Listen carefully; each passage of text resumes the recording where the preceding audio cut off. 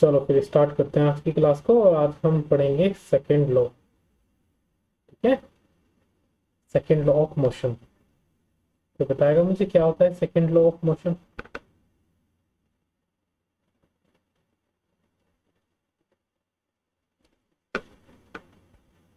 बताओ।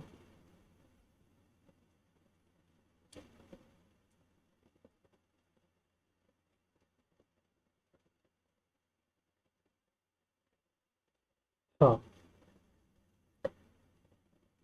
देखो second law क्या होता है। पहले इसका स्टेटमेंट पढ़ते हैं, क्या कहता है। The rate of change of momentum of an object is proportional to applied unbalance force in the direction of. अगर किसी भी ऑब्जेक्ट के मोमेंटम में चेंज हो रहा है, सही है, तो वो जो चेंज हुआ है मोमेंटम में वो किसके प्रोपोर्शनल होता है। जो भी हम फोर्स लगाते हैं उस फोर्स के प्रोपोर्शनल होता है। कैसे, देख, मान लो ये एक ऑब्जेक्ट, ठीक है, जिसका मास m,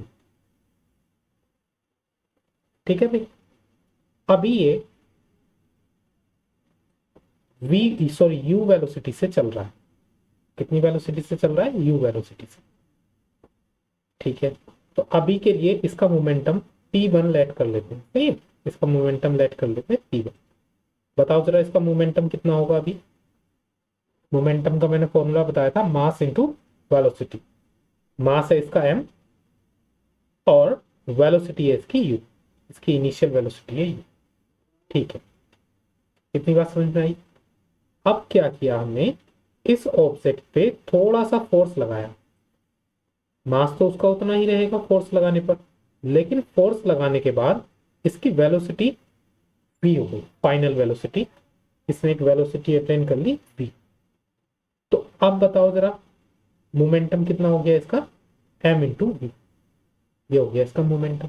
ठीक है, अगर हम बात करें change in momentum, change in momentum, तो चेंज इन मोमेंटम कैसे निकालेंगे। पहले वाले मोमेंटम से बाद वाले मोमेंटम से पहला वाला मोमेंटम माइनस कर दो, ये हो जाएगा change in momentum. Change in momentum को हम रिप्रेजेंट करते हैं डेल्टा पी। ठीक है,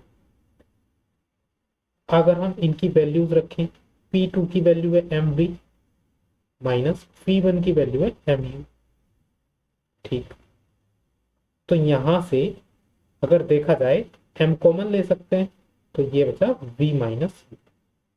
ये बताओ यहां तक समझ में आया क्या। बताओ मुझे जरा सभी। मैं इसे एक बार और से बता देता हूँ फिर से। हमने एक ऑब्जेक्ट लिया जिसका मास है, जो शुरू में u वेलोसिटी से चल रहा था। तो शुरू में अगर उसका मोमेंटम निकाला जाए तो उसको हमने p1 लेट कर लिया, जो आया m इंटू यू। फिर हमने इस ऑब्जेक्ट पे कुछ फोर्स लगाया है ना, अप्लाइड फोर्स, मान लो F लगाया, वो एक एक्सटर्नल फोर्स लगाया हमने F। और ये फोर्स लगाने के बाद अब ये ऑब्जेक्ट v वेलोसिटी से चलने लगा, मतलब इसकी वेलोसिटी कुछ ना कुछ बढ़ गई। तो इसमें इस कंडीशन में इसका जो मोमेंटम हमने निकाला वो निकाला mv। अगर हम बात करें चेंज इन मोमेंटम, मतलब मोमेंटम में कितना चेंज आया। मान लो अगर पहले इसका momentum 10 kilogram metre per second था, और कुछ फोर्स लगाने के बाद इसका momentum 20 kilogram metre per second हो गया, तो कितना चेंज आया। चेंज कैसे निकालेंगे, बड़ी वाली यूनिट से छोटी वाली यूनिट को माइनस कर देंगे। तो 20 में से 10 गया तो 10 किलोग्राम मीटर पर सेकंड इसका चेंज आएगा। ठीक है, वही चेंज हम ऐसे निकाल सकते हैं, जब हमें यूनिट नहीं दे रखी तो सीधा सीधा फॉर्मूला रख के निकाल लेंगे। ठीक, हमने चेंज निकाल लिया। डेफिनेशन क्या बोलती है, the rate of change of momentum, momentum में जो भी चेंज आया है ऑब्जेक्ट के, वो किसके प्रोपोर्शनल होगा, अप्लाइड फोर्स के। हमने जितना इस पे फोर्स लगाया है उसी के बराबर होगा इसके मोमेंटम में जितना भी चेंज आया है। और ये चेंज जब भी हम बात करते हैं तो चेंज को देखते हैं with respect to time, time के साथ कितना चेंज आया। ठीक है, जब भी हम वर्ड की बात करेंगे ना चेंज की, तो मोमेंटम चेंज हो रहा है तो टाइम के साथ देखेंगे टाइम के साथ कितना चेंज हो रहा है। ठीक है, ये इस स्टेटमेंट का मतलब है। इसी स्टेटमेंट को अगर हम लिखें तो ऐसे लिख सकते हैं। ठीक है, अब देखो डेल्टा पी की वैल्यू हमने क्या देखी, डेल्टा पी की वैल्यू हमने निकाली है अभी M V minus you upon T. अब हमको पता है first equation of motion, motion की हमने 3 इक्वेशन पढ़ी थी। फर्स्ट इक्वेशन हमने क्या पढ़ी थी, v equals to U plus A T, ये पढ़ी थी हमने। अगर यहाँ से v को सॉरी u को इधर ले आए तो v minus U equals to A T हो जाएगा, और अगर t को इधर ले आए तो t अपॉन में आ जाएगा, v minus you upon T हो जाएगा, और इधर बचेगा a। ये बताओ, ये समझ में आया? तो हम लिख सकते हैं from first equation of motion, from first equation of motion,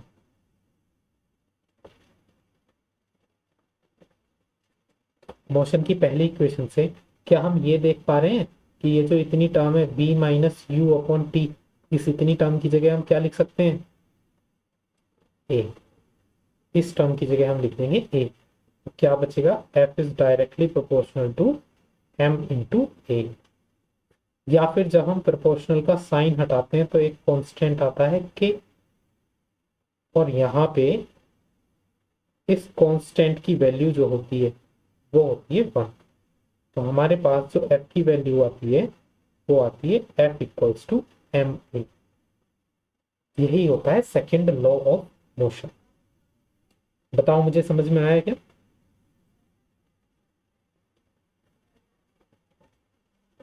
किसी को कोई डाउट? ये प्रूफ करने के लिए भी आता है, ध्यान रखना। तो जब प्रूफ करने के लिए आएगा तो जैसे जैसे मैंने समझाया है वैसे वैसे हम लिखेंगे। एक बार और फिर से प्रूफ करा देता हूँ कैसे आप प्रूफ करेंगे। देखो, लैंग्वेज में बोल रहा हूँ वो लैंग्वेज आपको लिखनी है ना। सबसे पहले लैंग्वेज तो यही लिखेंगे, let us suppose a body of mass m having initial velocity u, after applying some force it attain a final velocity v। ठीक है, देन जो उसका इनिशियल मोमेंटम होगा वो कितना होगा p1, जिसको हम mu लिखेंगे, और जो फाइनल मोमेंटम होगा जिसको हम p2 लिखेंगे वो कितना हो जाएगा mv। ये जो लैंग्वेज अभी मैंने बोली है ना, ये आपको लिखनी है जब आप प्रूफ करोगे। ठीक है, अगर हम rate of change of momentum निकालें तो लिखेंगे rate of change of momentum equals to p2 minus p1। अब p2 और p1 की वैल्यू रखेंगे तो mv minus mu, here we get mv minus u। यह है rate of change of momentum. अब लिखेंगे from second law of motion, from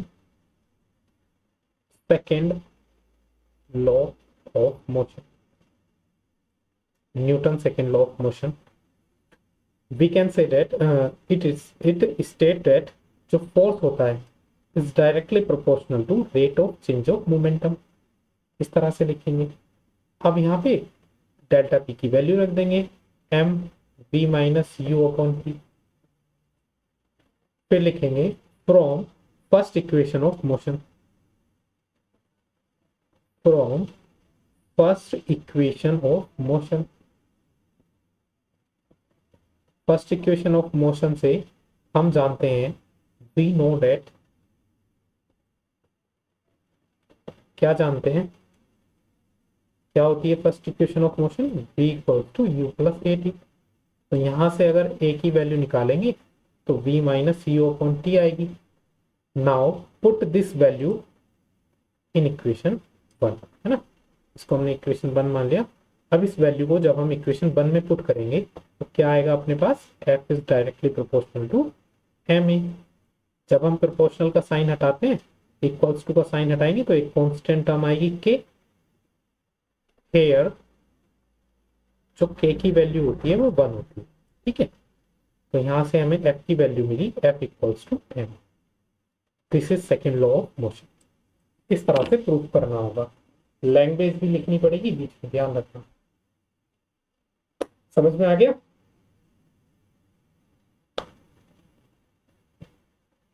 चलो अब देखो, बात करते हैं यहां से हमें फोर्स मिला, फोर्स है ना, फोर्स की डेफिनेशन मिली सेकंड लॉ से। तो जरा बात बताओ मुझे, एक बात बताओ, जो यूनिट होती है, यूनिट ऑफ फोर्स क्या होती है?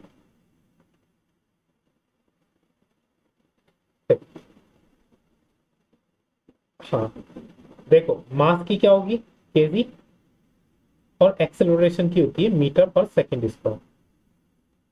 ठीक है, तो ये आ गई यूनिट ऑफ फोर्स। लेकिन जब भी बात करें SI unit, SI unit of force, तो जो एसआई यूनिट होती है ना फोर्स की, उसको हम बोलते हैं न्यूटन, या फिर हम इसको कैपिटल एन से भी रिप्रेजेंट करते हैं। ठीक है, जो एसआई यूनिट होती है फोर्स की। हाँ, अच्छा, सीजीएस और एमकेएस और एक एफपीएस कहाँ पढ़ा है ये तुमने हमारे सिलेबस में? नोटबुक में लिखो, चलो अभी अगली स्लाइड पे इसे बता देता हूँ, है ना। तो अभी एसआई यूनिट याद रखोगे, न्यूटन होती है इसकी एसआई यूनिट। डेफिनेशन पूछता है what is 1 Newton, what is 1 Newton. अरे मैंने डेफिनेशन पूछी है, न्यूटन की डेफिनेशन, कन्वर्जन नहीं पूछ रहा। What is 1 Newton?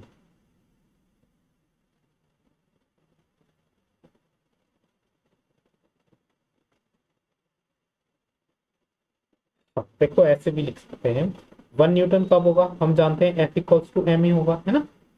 अगर हम एम की वैल्यू 1 किलोग्राम रख दें और acceleration 1 meter per second square कर दें, तो यहां से जो फोर्स आएगा वो 1 इंटू 1, मतलब 1 आएगा, या फिर 1 न्यूटन। फोर्स की यूनिट कितनी होती है, 1 न्यूटन। अब इसी को लैंग्वेज में कैसे लिखेंगे, लैंग्वेज में लिखने का तरीका क्या है, देख, चलो लिखने से टाइम वेस्ट होगा, मैंने लिखा हुआ है वही बता देता हूँ आपको, है ना। ये तो आपको समझ में आया ना, कि जब मास 1 किलोग्राम लें और उसका acceleration 1 meter per second square से इंक्रीज करना हो, है ना, या उसमें 1 मीटर पर सेकंड स्क्वायर का एक्सेलरेशन प्रोड्यूस करना हो, तो जो हमें फोर्स लगेगा उसी फोर्स को बोलेंगे हम 1 न्यूटन। इसी को मैंने यहां लिख दिया है। व्हेन एन एक्सेलरेशन, देखो ये 1 न्यूटन की डेफिनेशन है, क्या है, when an acceleration of 1 meter per second square is seen in a body of mass 1 kilogram.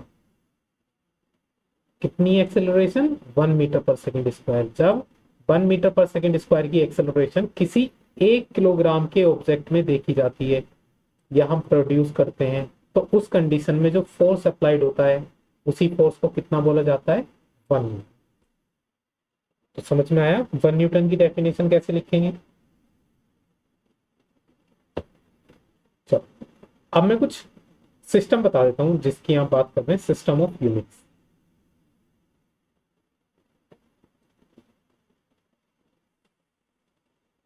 देखो सिस्टम ऑफ यूनिट्स क्या होता है, जैसे जगह जगह हम जाएंगे, अलग अलग जगह देखेंगे कि कुछ लोग क्या करते हैं, अगर उन्हें डिस्टेंस मेजर करनी है ना, डिस्टेंस, तो डिस्टेंस को हम मीटर में भी मेजर कर सकते हैं, सेंटीमीटर में भी मेजर कर सकते हैं, किलोमीटर में भी मेजर कर सकते हैं, फुट में भी मेजर कर सकते हैं। ठीक है, इतनी बात समझ में आई, इंच में भी मेजर कर सकते हैं। तो हमारे पास बहुत सारी यूनिट्स हैं डिस्टेंस को मेजर करने की। अब जरूरी नहीं कि सभी जो कंट्री हो चाहे सभी लोग हों केवल एक ही यूनिट को प्रीफरेंस दें, कि नहीं हम तो सारे के सारे किलोमीटर में ही मेजर करेंगे। ये तो अपनी अपनी चॉइस होती है सब, कि वो किस में मेजर करना चाहते हैं डिस्टेंस।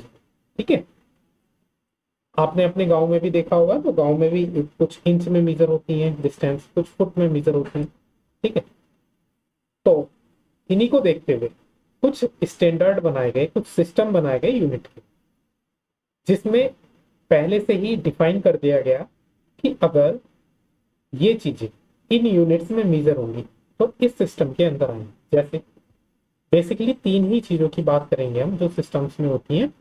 एक तो लेंथ किस में मेजर होगी, लेंथ, दूसरा मास, और तीसरा टाइम।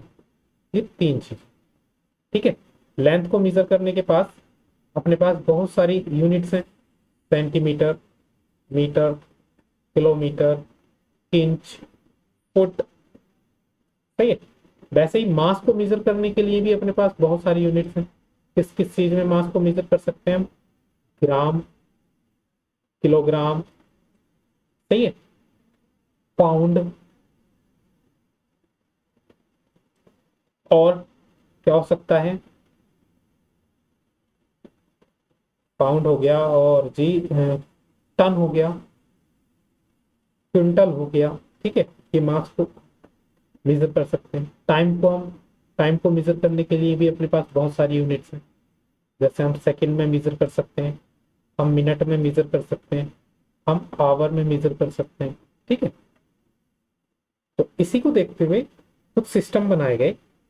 अब मैं बताता हूँ। सबसे पहले एक सिस्टम जिसका नाम MKS, MKS, MKS का मतलब M4 होता है मीटर, K का मतलब होता है किलोग्राम, और S का मतलब होता है सेकंड। एक दूसरा CGS, CGS में C का मतलब होता है सेंटीमीटर, G का मतलब होता है ग्राम, और S का मतलब होता है सेकंड। एक तीसरा सिस्टम FPS, इसमें F का मतलब होता है फुट, P का मतलब होता है पाउंड, और S का मतलब होता है सेकंड। देखो, MKS सिस्टम वो सिस्टम होता है, MKS सिस्टम एक ऐसा सिस्टम होता है जिसमें लेंथ तो मीटर में मेजर करी जाए, मास किलोग्राम में मेजर करा जाए, और टाइम सेकंड में मेजर करा जाए। अगर हम लेंथ को मीटर में मेजर करें, मास को किलोग्राम में, और टाइम को सेकंड में, तो वो कौन से सिस्टम के अंदर आएगा? MKS सिस्टम के अंदर। ठीक। और अगर हम लेंथ को सेंटीमीटर में मेजर करें, मास को ग्राम में, और टाइम को सेकंड में, तो वो CGS सिस्टम के अंदर आएगा, है ना। इनकी जो शॉर्ट फॉर्म है, इसी में इनकी फुल फॉर्म भी लिखी हुई है, C for centimeter, G for gram, और S फॉर सेकंड। और अगर हम यूनिट्स को, अगर लेंथ फुट में मेजर करी जाए, मास पाउंड में, और टाइम सेकंड में, तो ये FPS सिस्टम में। ठीक, समझ में आया? अब हमें इन सिस्टम्स की जरूरत क्यों पड़ी? इस सिस्टम की जरूरत हमें इसलिए पड़ी क्योंकि वेरियस कंट्रीज अपना वेरियस टाइप के सिस्टम्स यूज करती हैं। जैसे आप अगर WWE देखते हो, अगर WWE, तो कोई भी प्लेयर आता है तो उसका वेट जो बोला जाता है ना, पाउंड में बोला जाता है। पाउंड्स, 340 पाउंड्स, ये उसका वेट पाउंड में बोला जाता है। हमारे यहाँ वेट किस चीज में मेजर होता है? किलोग्राम में। ठीक है, हाँ, केक भी पाउंड में। अब देखो, तो वेरियस कंट्रीज, हाँ, अरे ये सारे कन्वर्जन अभी बता दूंगा, मैं पूरी लिस्ट दूंगा, टेंशन ना लो। अभी देख लो पहले सिस्टम ऑफ यूनिट्स। देखो, अब ये various countries various various type के सिस्टम फॉलो करती हैं। ठीक है, लेकिन अगर हमें कंट्रीज के बीच में, है ना, कंट्रीज के बीच में क्या होता है? इंपोर्ट भी होता है, एक्सपोर्ट भी होता है।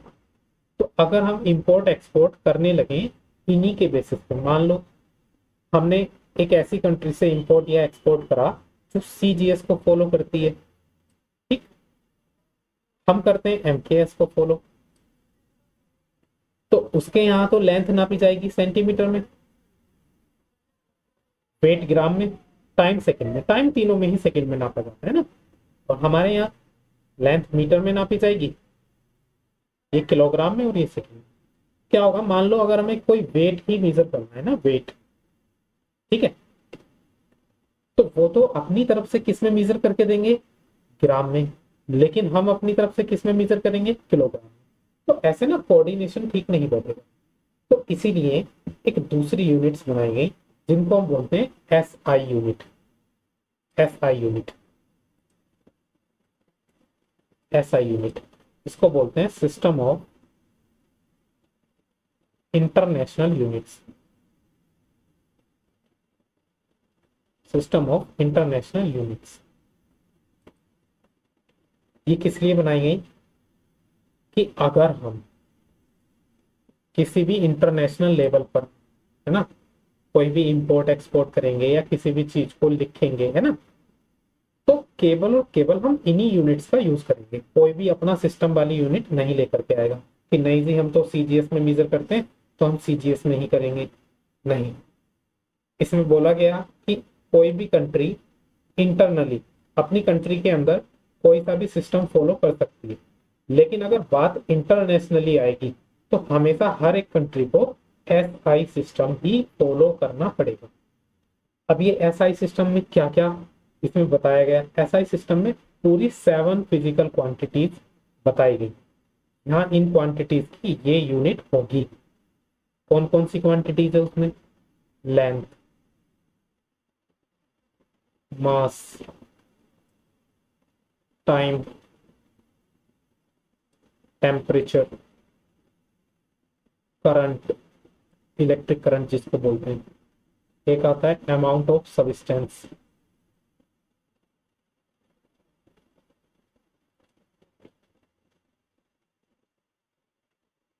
अमाउंट ऑफ सब्सटेंस, और एक आता है ल्यूमिनस इंटेंसिटी।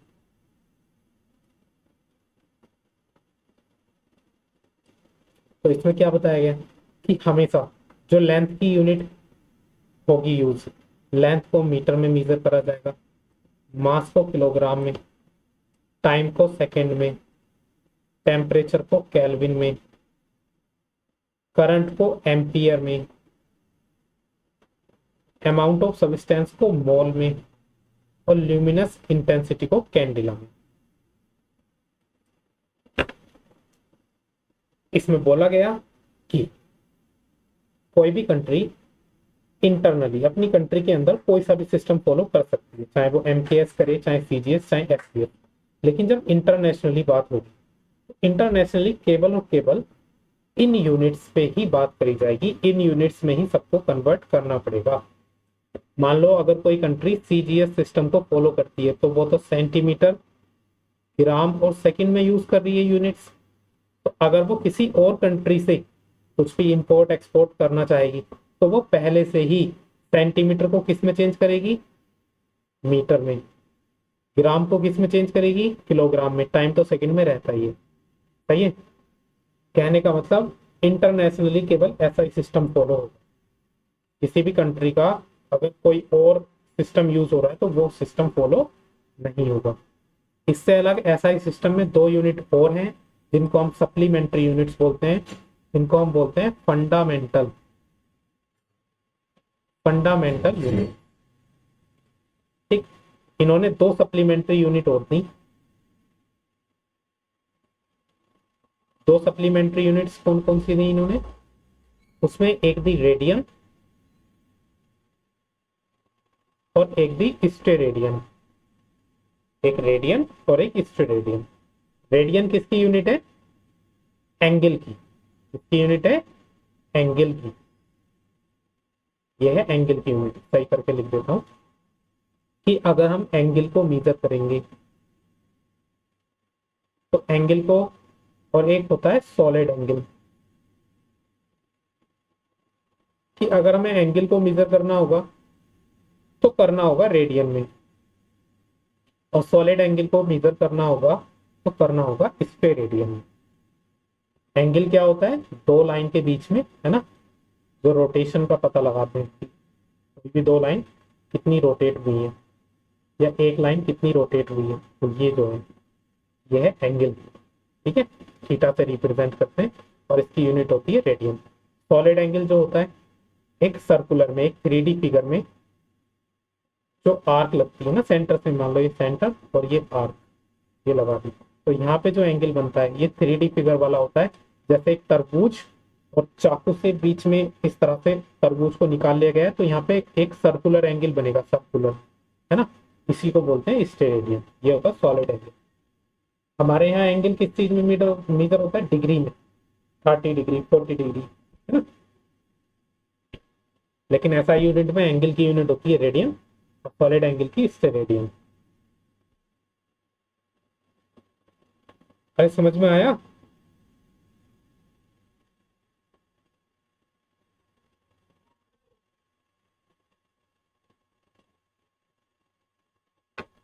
चलो तो ये कॉन्सेप्ट क्लियर।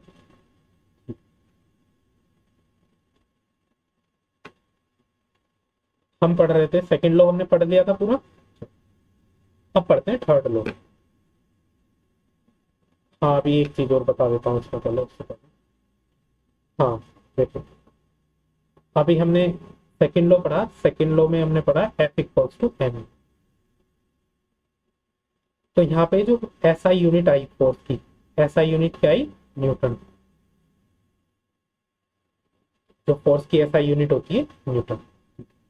अगर हम इसी यूनिट को सीजीएस में मेजर करें, है ना, तो सीजीएस में जो यूनिट होती है वो होती है डाइन। एसआई में क्या बोलते हैं फोर्स की यूनिट को? न्यूटन। और सीजीएस सिस्टम में क्या बोलते हैं? डाइन। अब देखो सीजीएस सिस्टम में तो सेंटीमीटर, ग्राम और सेकंड में यूज होता है ना।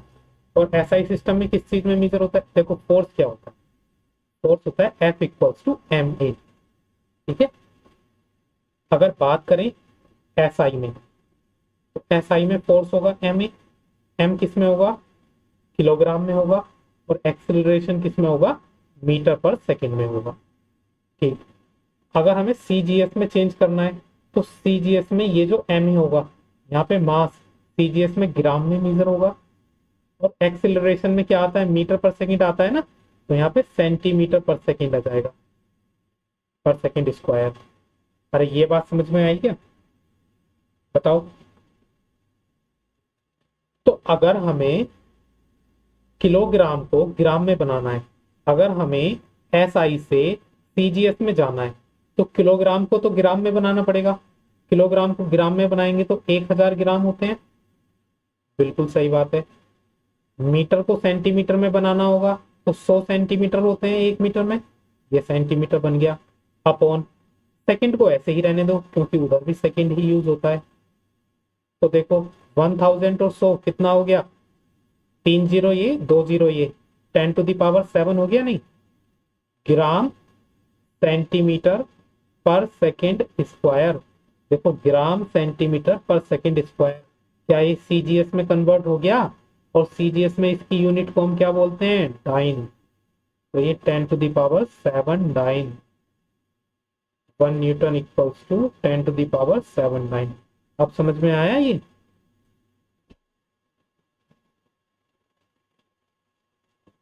क्यों भाई, सर ने तुम्हारे केवल लिखवा दिया होगा ना 10⁻⁷ डाइन, ऐसे आता है।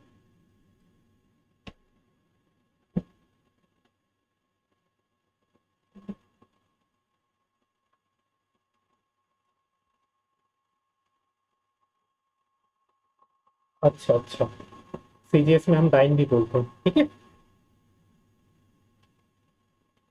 और ये ध्यान रखना है 1 न्यूटन 10⁻⁷ डाइन के बराबर होता है।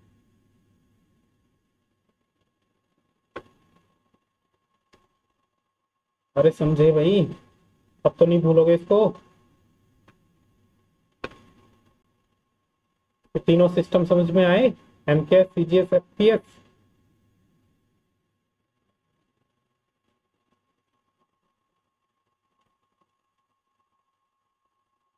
वीडियो में कुछ दिक्कत आ रही है क्या? क्लियर नहीं चल रही है?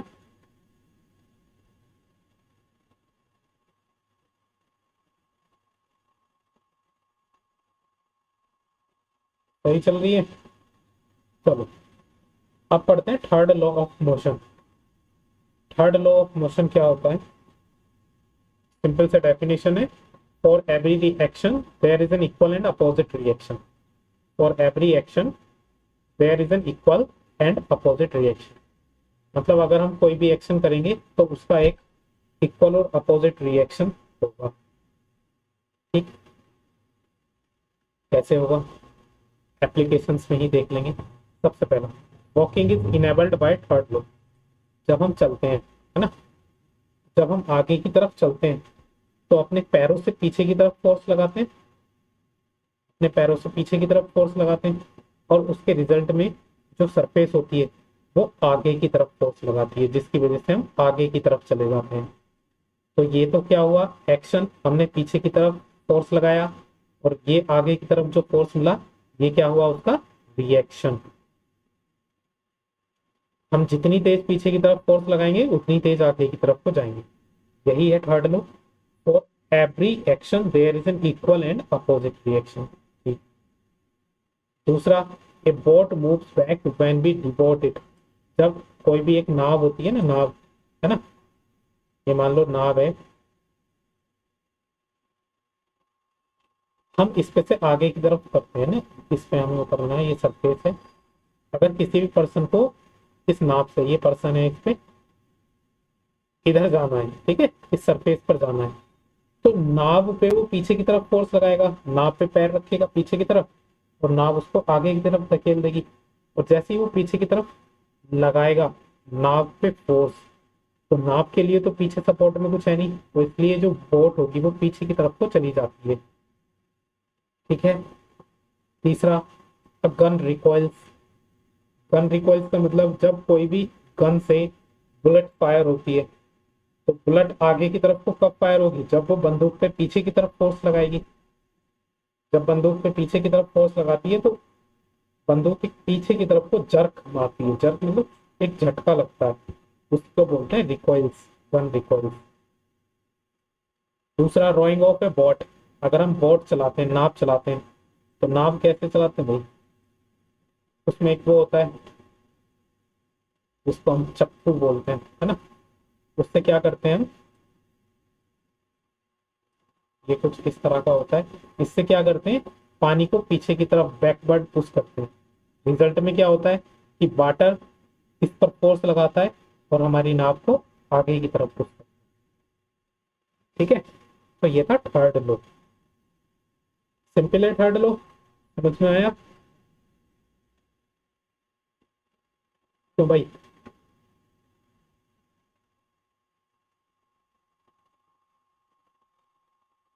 अब देखो, एक लास्ट टॉपिक पढ़ते हैं इसका, जो पिछली बार छूट गया था, law of conservation of momentum. क्या होता है law of conservation of momentum, इसको पढ़ेंगे। कोई बताएगा मुझे क्या होता है?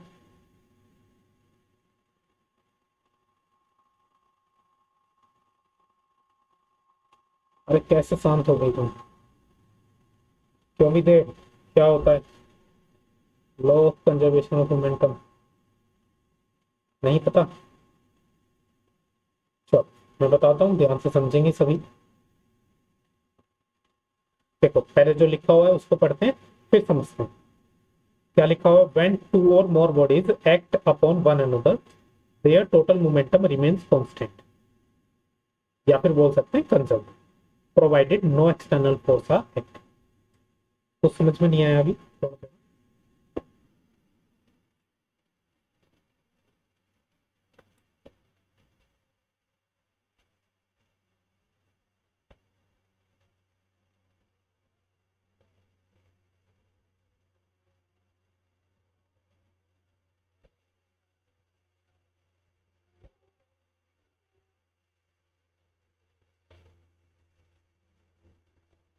अरे आवाज आ रही है मेरी? Hello hello hello.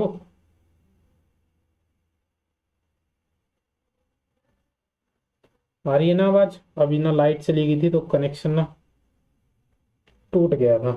चलो अब सब कुछ क्लियर है ना? बीच में आवाज आनी बंद होगी होगी? जरा मुझे बताओ सभी, सब कुछ क्लियर है? चलो फिर समझते हैं। देखो क्या होता है law of conservation of movement. मान लो अगर कोई भी बॉडी है, दो बॉडीज है ना, ये एक बॉडी है M1, थोड़ा सा इधर बनाते हैं डायग्राम, ये एक बॉडी M1 और ये दूसरी बॉडी, ठीक है, M2। ये थोड़ा बड़ा बड़ा बनाते हैं, ये एक बॉडी M1 और ये दूसरी बॉडी M2।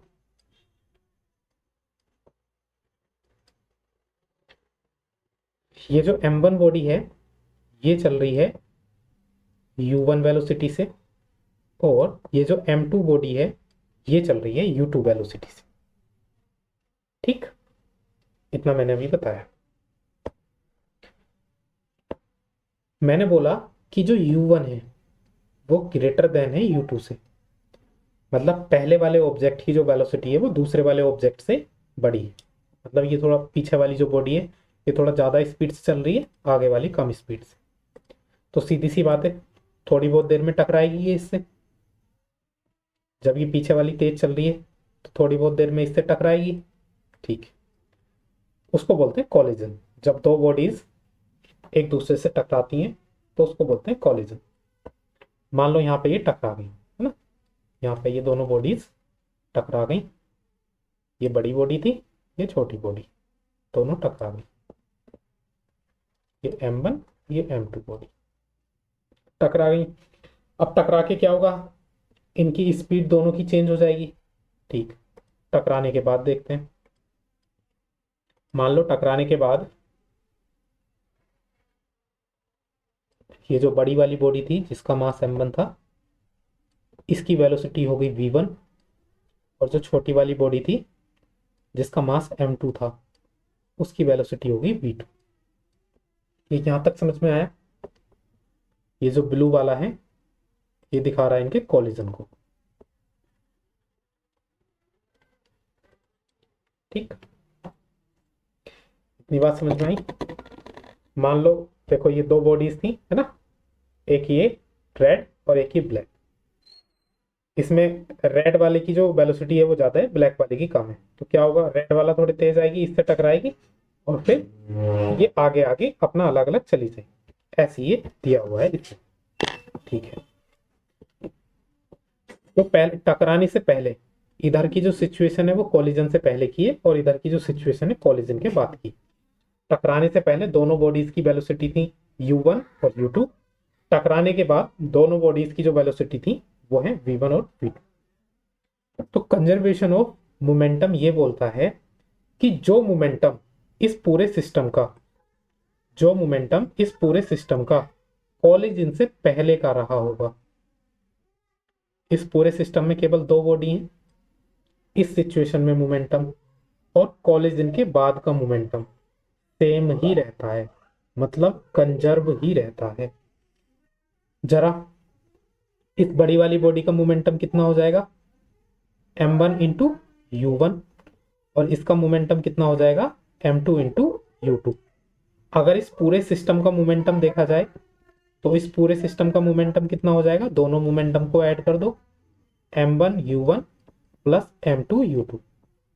ये टकराने से पहले इन दोनों बॉडीज का मोमेंटम था। सही है? ठीक, बात करें टकराने के बाद।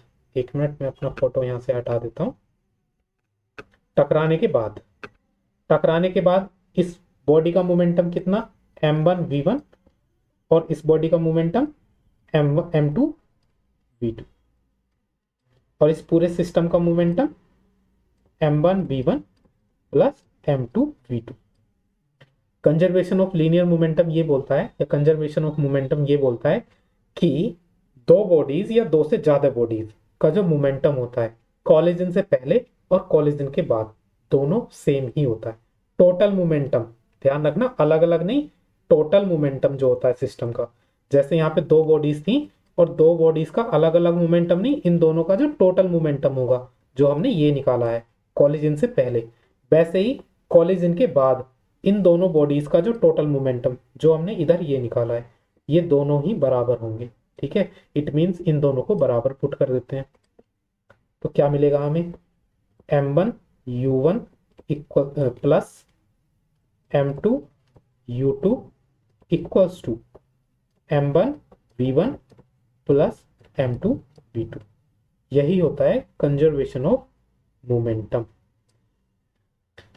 समझ में आया? इसको मैं अगले पेज पे लिखता हूँ, थोड़ा सा और डिटेल में बता दूंगा इसको। M1 U1 plus M2 U2 equals to M1 V1 plus M2 V2। ठीक है, M1 वाली टर्म इधर ले आओ, तो M1 U1 minus M1 V1 होगा, और M2 वाली टर्म उधर ले जाओगे तो M2 V2 minus M2 U2 हो जाएगा। यहाँ से अगर हम m1 कॉमन ले लें तो ये हो जाएगा u1 माइनस v1, और इधर से अगर हम m2 कॉमन ले लें तो ये हो जाएगा v2 माइनस u2। m2 को इधर ले आएंगे अपोन में तो m1 अपॉन m2 हो जाएगा, और v2 minus u2 upon u1 minus v1 हो जाएगा। अगर रेशियो निकालना हो तो ऐसे निकाल सकते हैं। वैसे ये इतना तुम्हारे काम का है नहीं, ये फिर फर्स्ट ईयर का कॉन्सेप्ट पहुंच गया। ठीक है, तुम अभी के लिए इतना याद रखो, ये वाला जो कॉन्सेप्ट बताया मैंने। बताओ जरा मुझे यहाँ तक, क्या तुम्हें सभी को क्लियर है?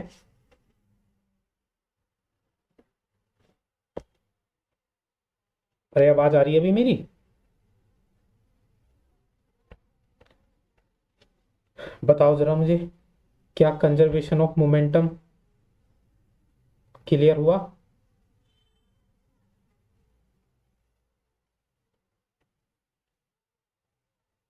क्लियर? ये दिया भी हुआ है कि जो इनिशियल मोमेंटम रहता है, इनिशियल मोमेंटम वो फाइनल मोमेंटम के बराबर रहता है। इसमें एक वर्ड याद रखना, कोलिजन, टकराने के पहले का और टकराने के बाद का जो मोमेंटम रहता है। ठीक।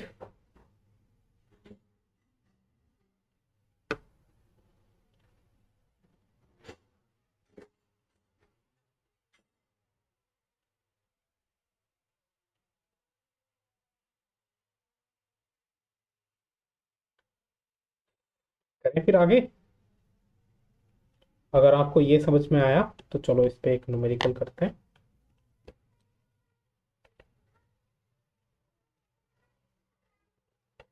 पहले इसको पढ़ो, करने की कोशिश करो, फिर मैं कराता हूँ।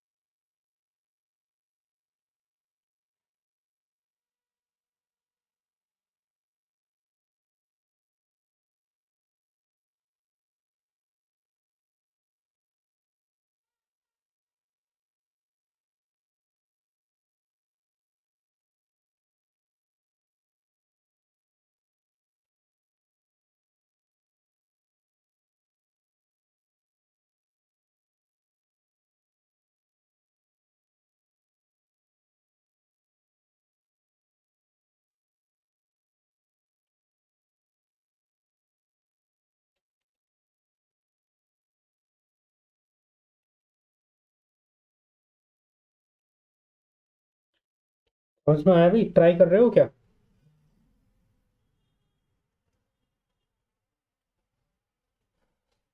करो, वरना फिर मैं बताता हूँ।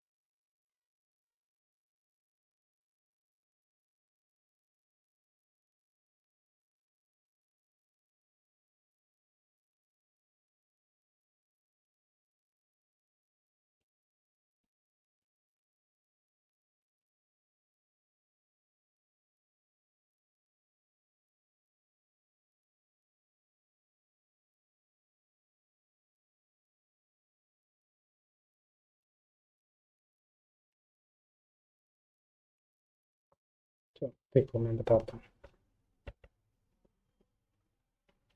देखो दिया हुआ है बुलेट ऑफ मास 20 ग्राम, है ना। दो ऑब्जेक्ट हैं, एक तो बुलेट और एक गन। ठीक। जो बुलेट का मास दिया हुआ है, जिसको हम m1 लेट कर लेते हैं, वो कितना दिया हुआ है? 20 ग्राम। मास को किस में रखेंगे? किलोग्राम में। तो इसको किलोग्राम में चेंज करेंगे तो ये कितना आएगा? 20/1000 या फिर 0.02 किलोग्राम। ठीक है, सॉरी m1 आएगा यहाँ पे। बुलेट का मास है और इस वेलोसिटी से ये फायर करी गई, मतलब इसकी जो वेलोसिटी है वो कितनी है? 150 मीटर पर सेकेंड। ठीक। एक दूसरी बॉडी पिस्टल, जिसका मास हमने m2 से रिप्रेजेंट कर दिया, 2 किलोग्राम। बताना है find the recoil velocity of pistol. Pistol की रिकॉइल वेलोसिटी बतानी है v2।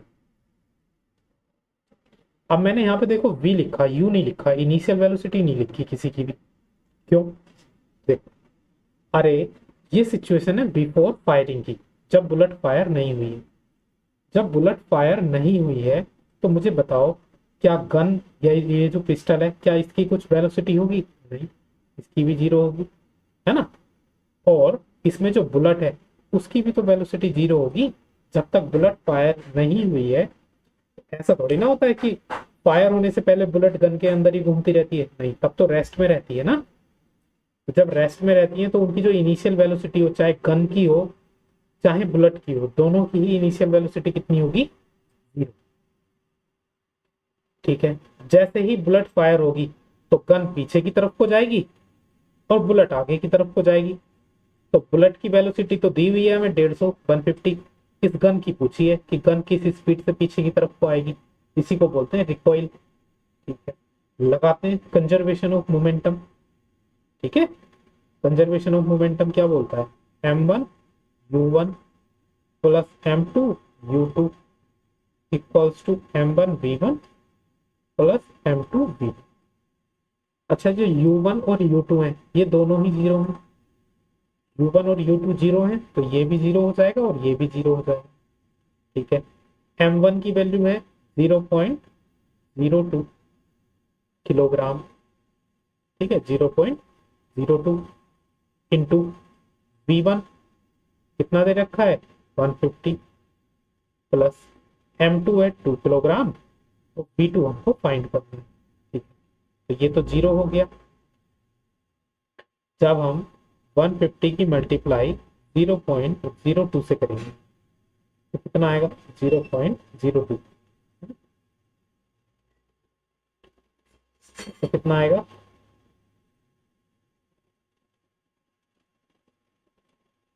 थ्री आएगा, नहीं 3। तो ये हो गया 3 प्लस 2v2। 3 इधर जाएगा तो -3 इक्वल्स टू 2v2, या फिर v2 की वैल्यू कितनी आ जाएगी? -3/2, या फिर हम बोल सकते हैं कितना? -1.5 मीटर पर सेकेंड। जरा कैलकुलेशन सही करिए क्या मैंने, ये बताओ जरा। सही, यही आ रहा था। इसका मतलब जो गन जाएगी पीछे को, ये जो निगेटिव साइन है ना, निगेटिव साइन, ये बता रहा है अपोजिट डायरेक्शन। ठीक है, ये अपोजिट डायरेक्शन को बता रहा है कि गन पीछे की तरफ को जाएगी। समझ में आया? क्यों भाई?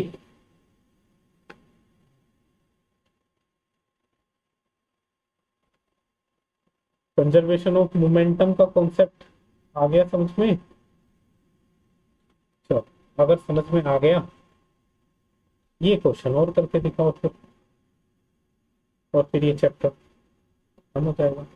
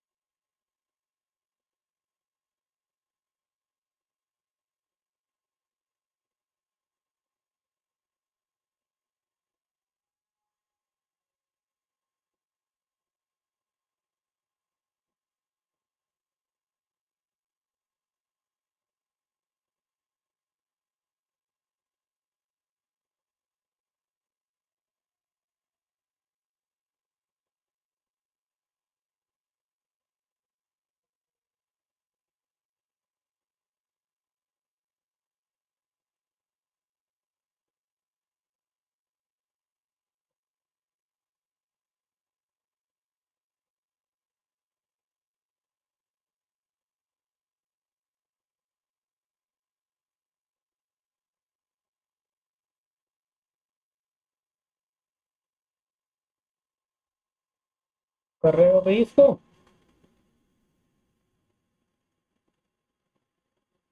हाँ भाई प्रशांत,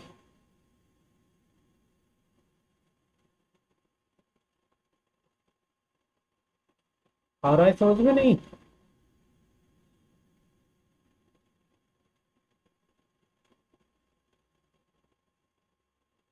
चलो करो, किसी ने कर लिया क्या?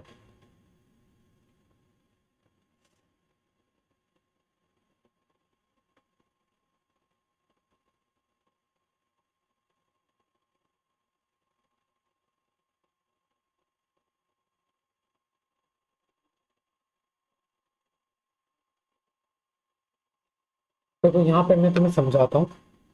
ठीक।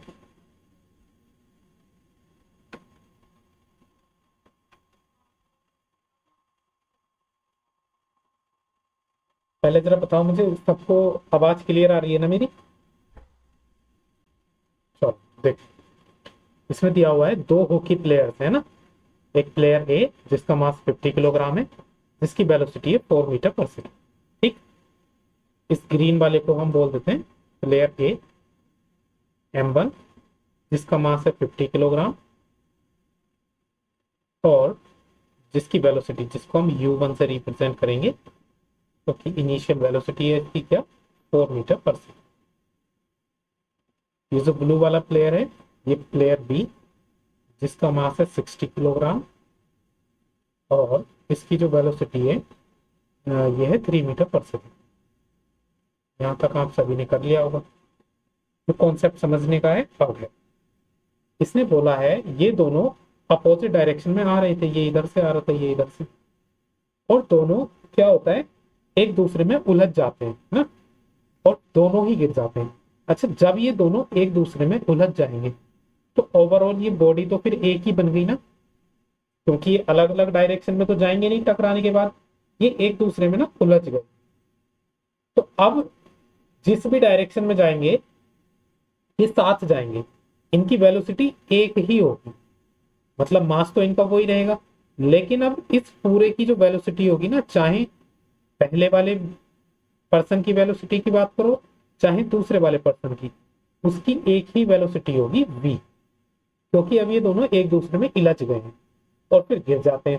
ठीक है, बस ये बात यहाँ पे समझने की थी। ठीक है, तो find the final velocity, find the velocity which they fall down in which direction, किस वेलोसिटी से वो नीचे गिरे, ये बताओ। तो कंजर्वेशन ऑफ मोमेंटम का फॉर्मूला लगाएंगे इसमें, M1U1 plus M2U2 equals to M1V1 plus M2। M1 और U1 मैं सीधा यहीं पे मल्टीप्लाई कर रहा हूँ। M1 और U1 की मल्टीप्लाई आएगी 5 4 20, 200 है ना। ठीक है, प्लस M2U2 की मल्टीप्लाई आएगी 180। इधर देखो, ये जो M1 है, V1 को V लिख दो और V2 को भी V लिख सकते हो। तो ये कितना हो गया 380। V कॉमन ले लेंगे यहां से, तो ये बनेगा अपने पास M1 प्लस M2,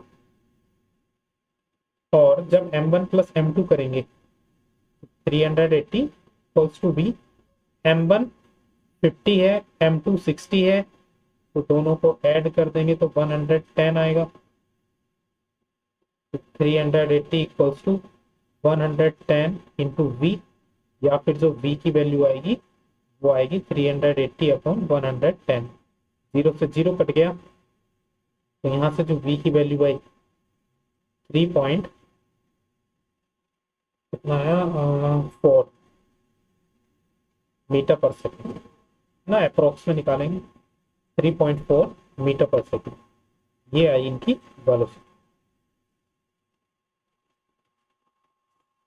समझ में आया? तो भाई, अच्छा इसमें एक कॉन्सेप्ट और पूछा था, विच डायरेक्शन, किस डायरेक्शन में ये गिरेंगे, ये बताओ। कौन बताएगा किस डायरेक्शन में गिरेंगे, अगर तुमने कॉन्सेप्ट अच्छे से पढ़ा है। हम्म।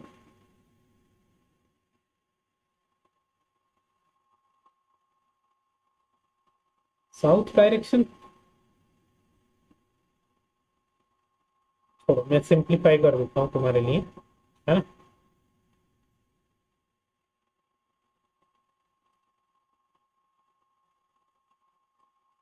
ये ईस्ट डायरेक्शन है, ये वेस्ट डायरेक्शन है। जो ब्लू वाला था, है ना, ब्लू वाला प्लेयर, सॉरी पहले ग्रीन वाले की बात कर लेते हैं।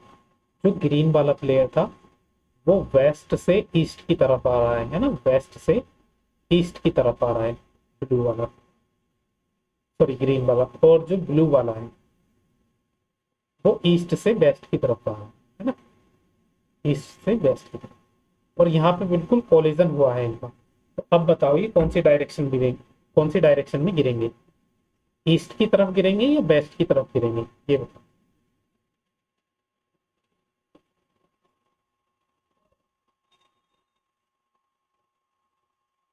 कैसे?